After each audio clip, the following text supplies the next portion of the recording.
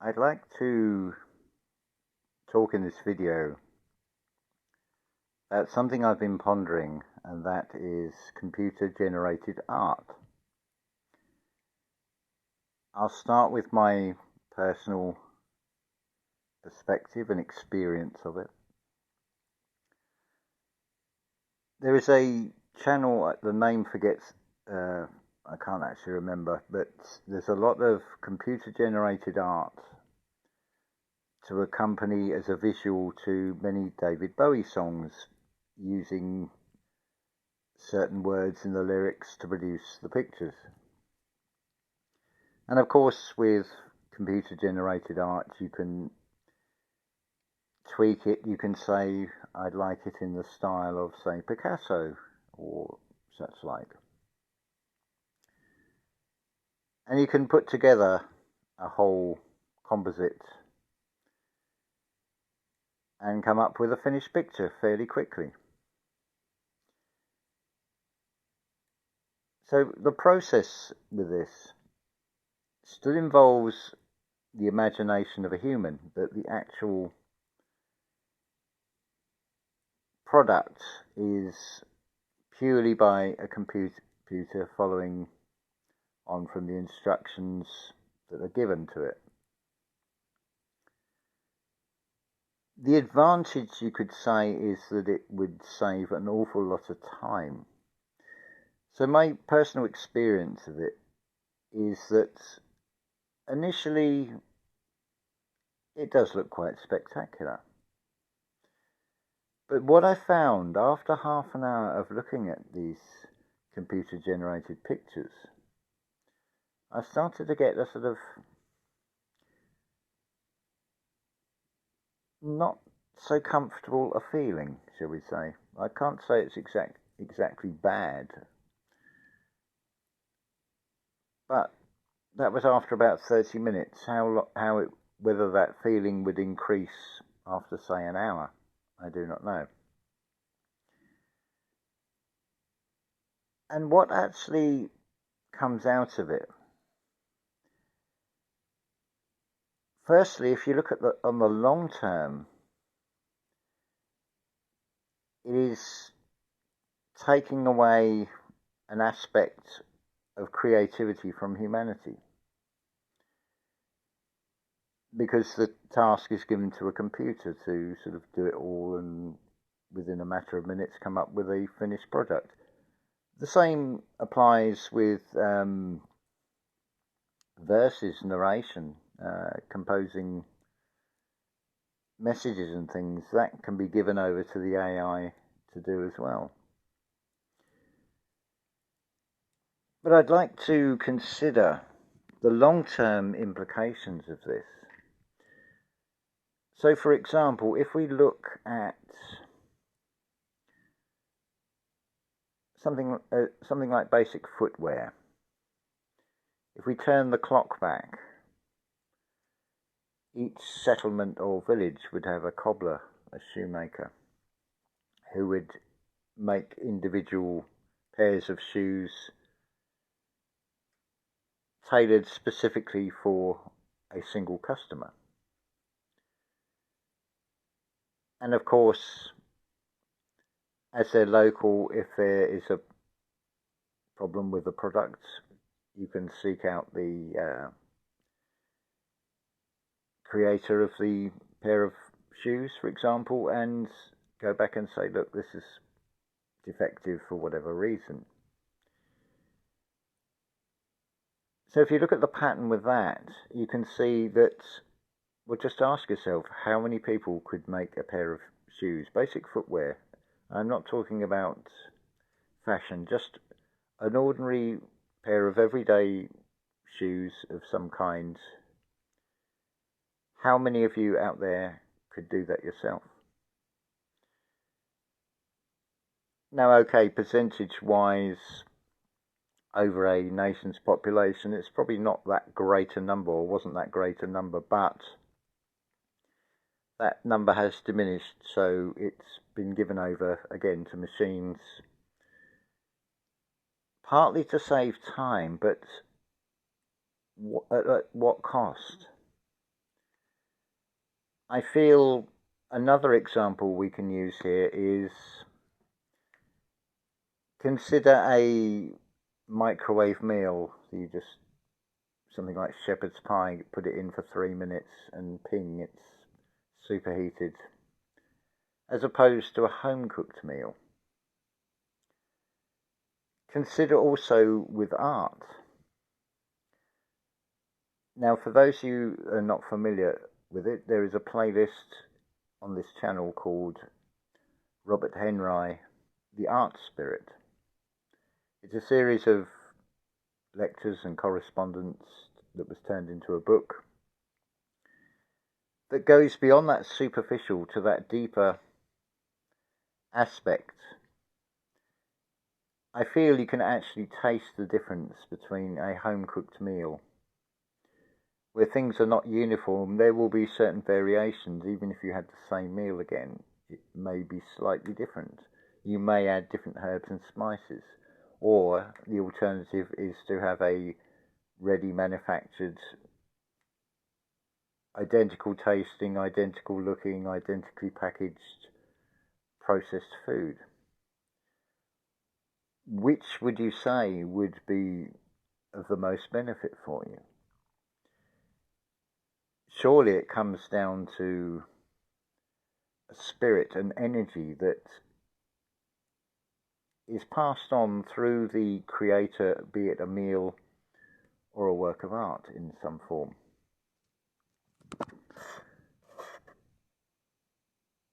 So I wonder what the long-term implications of artificially generated art, computer-generated art, will be.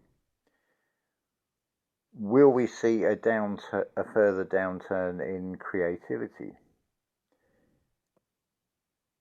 Only history will either agree with me, partially agree with me, or totally disagree with me, or just not hear what I say. But I've asserted before that from about 1750-ish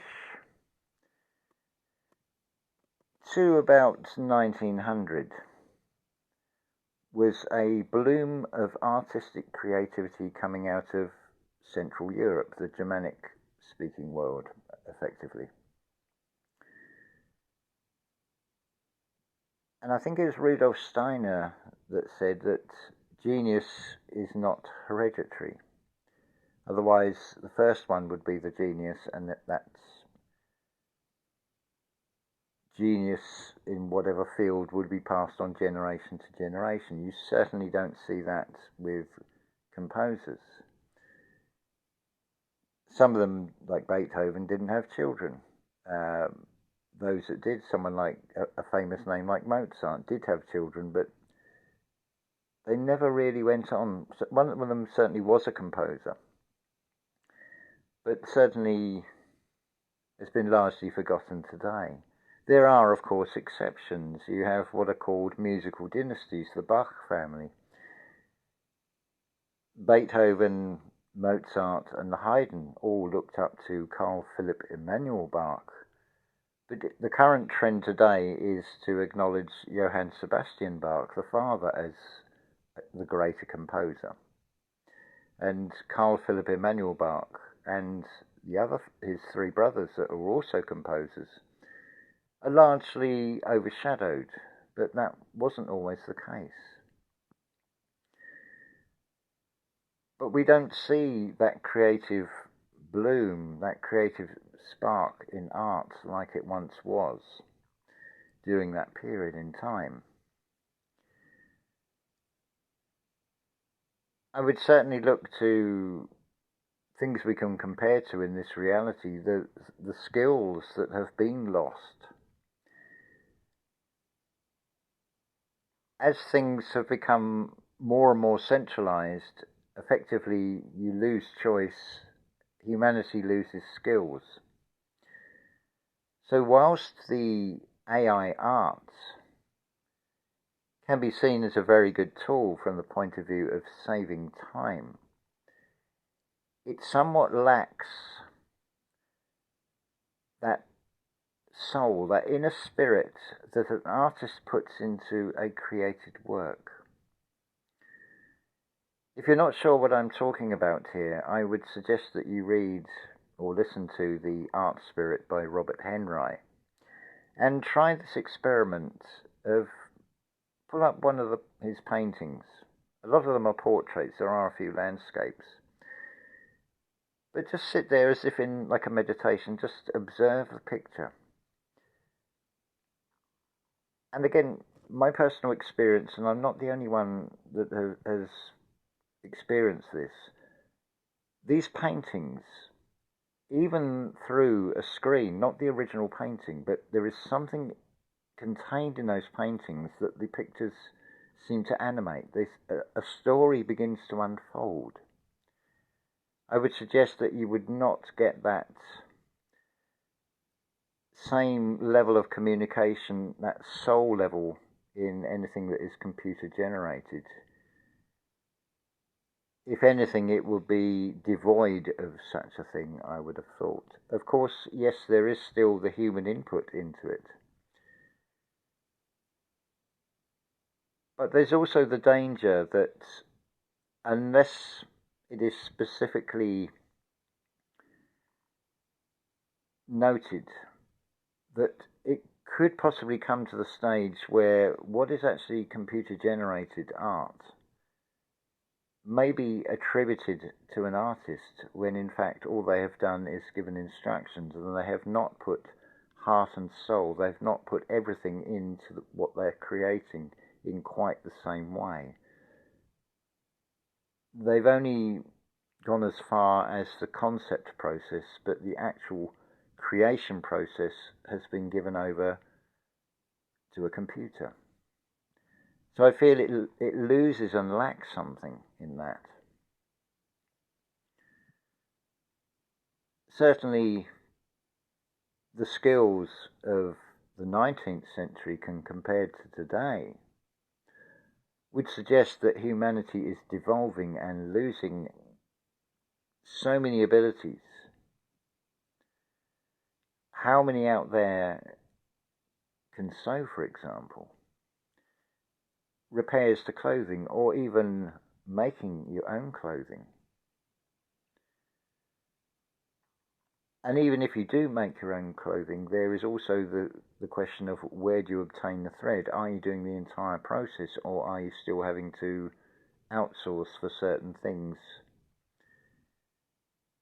These are all things I feel that are worth considering. Not something to worry over, but certainly something to keep in mind and just observe. Certainly observe the computer-generated art. There are certain positives about it. I can think straight away about a channel called Gnostic Library, who makes computer-generated images of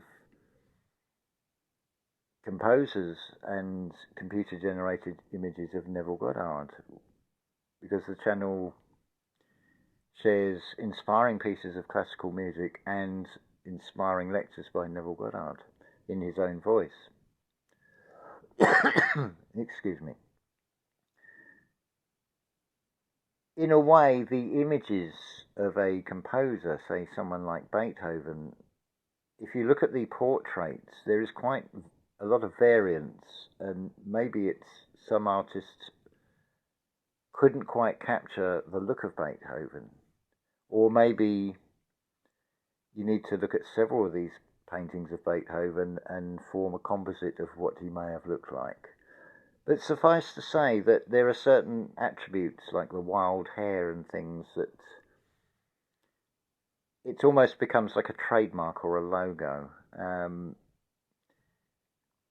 You can often encounter this in everyday life. Somebody will have distinguishing features like very heavy sideburns or a very heavy moustache of a particular style, and they will be called by a more famous name that also had that same attribute. Say, for example, Freddie Mercury with a moustache. But the ordinary everyday people, as it were, the man in the street, may look a little bit like, or there may be a reminder from such an attribute. But that's as far as it goes. The inner showman, the star, is rarely in that. From my own personal experience of witnessing this, the people that are compared just purely by the way they look, by the way they have their hair or the way they dress, are somewhat lacking in any charisma that would make them an artist or a showman of any kind. There's a certain irony in that. So I'm not saying that computer-generated art is a bad thing. I feel it does have a place. I feel it is a very useful tool.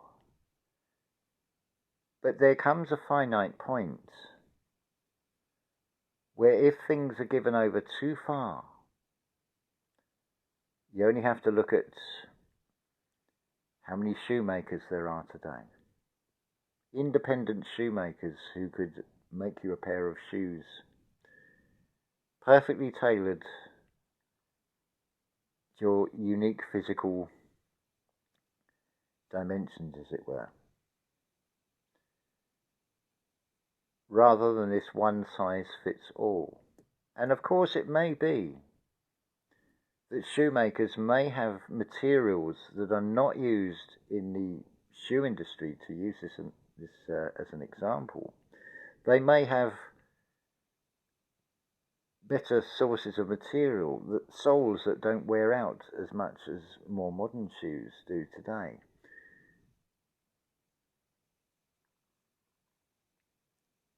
So I ask, what are your thoughts on computer-generated art in all its forms? Is it a dangerous thing?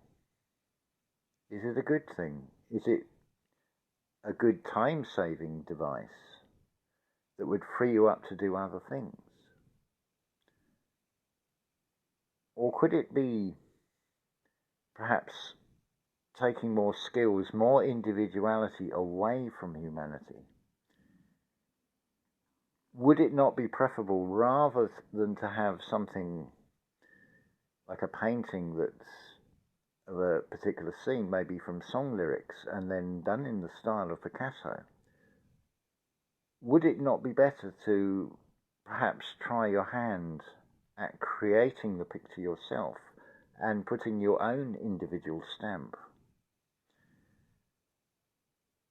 Handwriting, everybody has a sort of style of their own. So by extension, that would also apply to visual arts, I would have thought as well. That you can carve out your own style. Yes, they may look similar to others, but it comes down to how much heart and soul you put into what you create, and what is conveyed in the feeling when you go deep into looking at visual art or listening to audible art in the form of music or poetry.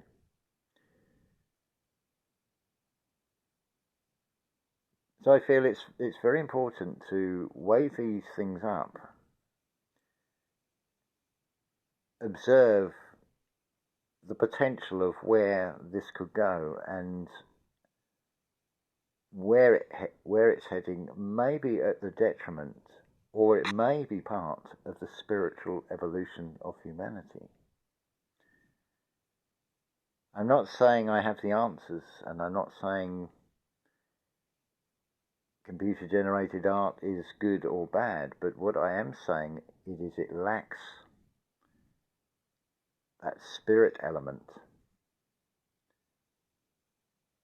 And I really would not like to see the world filled with totally computer-generated art. It would become soulless. It would not have the same amount of depth to it. when it is something that is uniquely created by an individual artist. Love to you all.